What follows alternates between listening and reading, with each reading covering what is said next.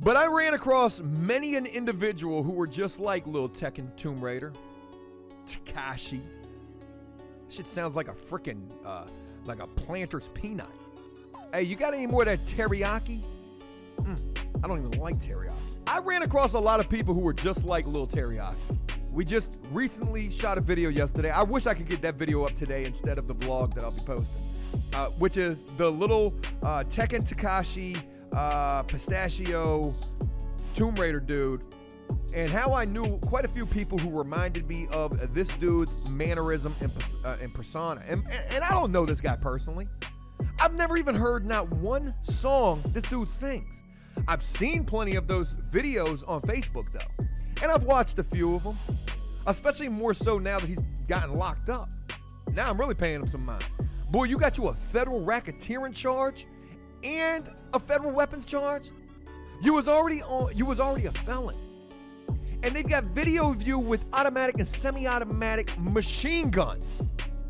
Oh yeah, you were real smart. You were smart. I don't know why you got locked. I'm just as confused as you as why you locked up and you can't get no bond because you a flight risk. I looked up this guy's net worth yesterday. Said he was worth $500,000. Cody told me that he didn't believe that was correct. He said that might be inaccurate. This estimation came in 2018. I mean, I don't know. He's had a lot of hit Billboard singles and, top Billboard songs, which I can't even understand. The man's got a song called Fifi. Folks, a Fifi is a prison sex toy. Tekashi 6ix9ine is now locked up facing federal prison charges, and he's facing 25 to life.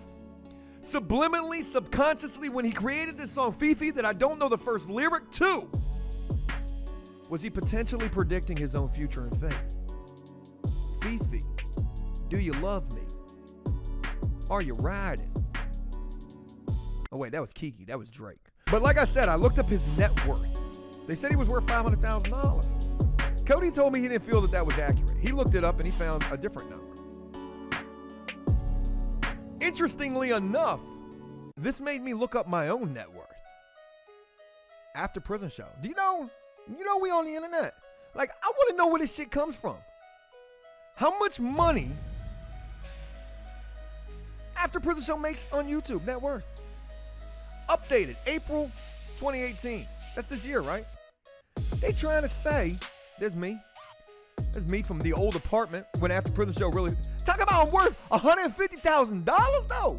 $150,000, come on, for real though. If I was worth $150,000, you think I'd be sitting here doing this? Do you think I would be sitting up there filming them? I would be out there flying FPV drones all day long. $150, that's like $1 million to me. I don't know where they're getting this information from. They've even got my wife on this joint. Who put this together? What website is this? Nail Buzz? That sounds legit. That sounds like Radar Online. Who put this together? So when Cody told me that he didn't believe that the information about Tekashi 6ix9ine being worth $500,000 was accurate, I didn't understand it at first until I saw my own goddamn net worth up there. And I said, $150,000 though. $150,000, $5,000. What movie is that from? Bubble Boy. $500. $500. $150,000. Shit, I wish. Chucky Gamer says he tried to pay $1.7 million for bond. They're not going to give him a bond. I heard that they did give him a bond and they took the bond away. I don't know if that's, I don't have any information on that. But my assumption and guess is that he ain't getting a bond because he has a flight risk. The man got money. He got means. He's got financial means. They ain't going to give him no bond. He's facing all sorts of crazy charges. Racketeering. For those of you who don't know what racketeering is, this is running a criminal organization and profiting from it.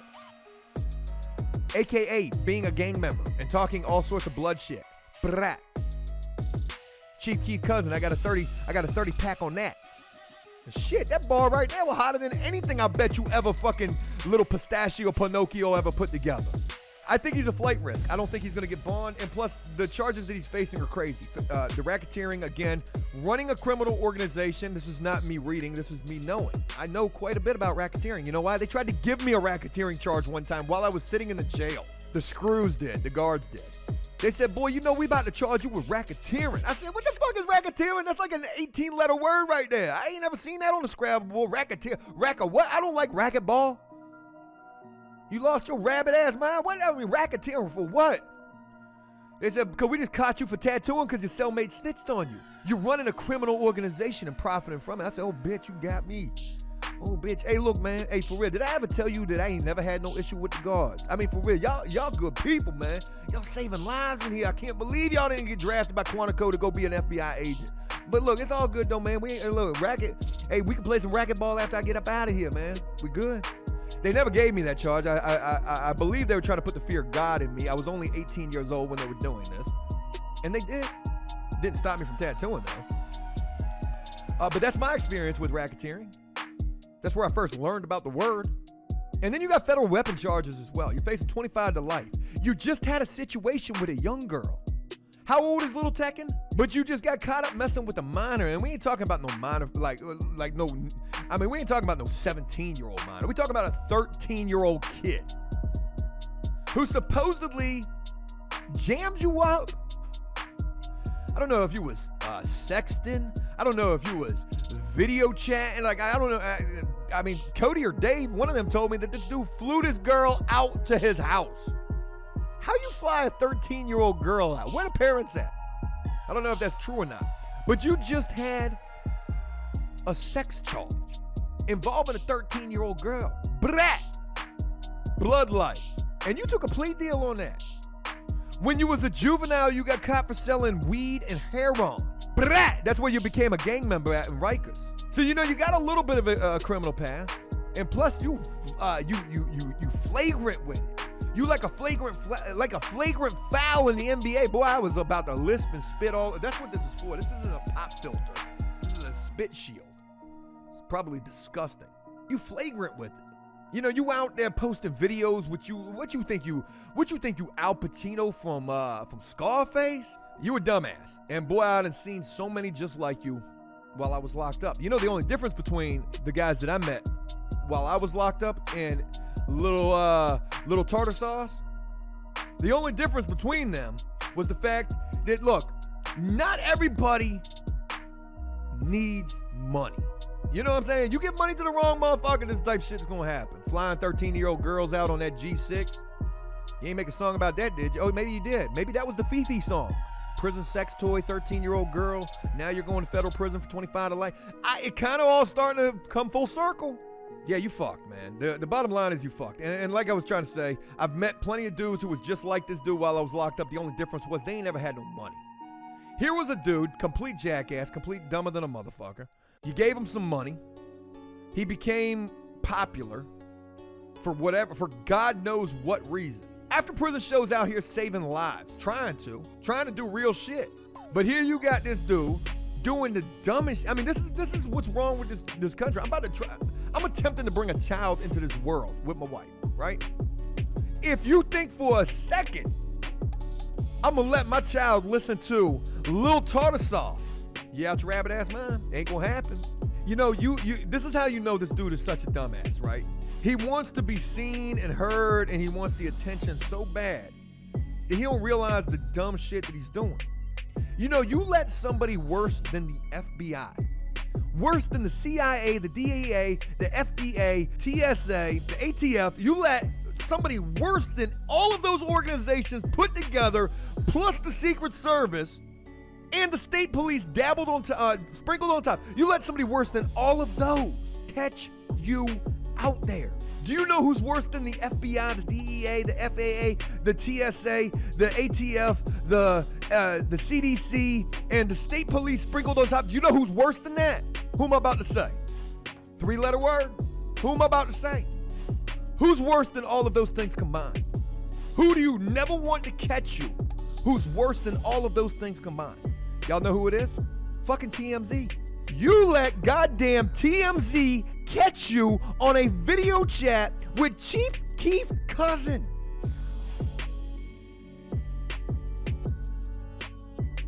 TMZ got you though. Boy, they worse than the FBI, the CIA, NASA, NSA, TSA, FDD, CDC, ABC. Boy, they worse than all them damn. TMZ got you out there ordering a 30-pack on Chief Keef. I know where you at. Hey, don't even worry about it. I know where you at. Hey, yo, hey, son, I got a 30-pack. I got a 30-pack on him right now. Who got it? I got a 30-pack on him right now. Hey, who got him? Motherfucker got that TMZ watermark all over that video. You sitting there having a FaceTime. Boy, look at the keywords in this title, though. Lil Tartar Size 6'9" appears to order hit on Chief Keef cousin in shocking new video. Not captured by the FBI, the CIA, the DEA, the FAA, TSA, ABC, ATF. Nah, not caught by none of them. Caught by these motherfuckers, right? TMZ. You don't think them federales, you don't think them hot boys is about to use this in that impact statement, in that motion of discovery, in that evidence.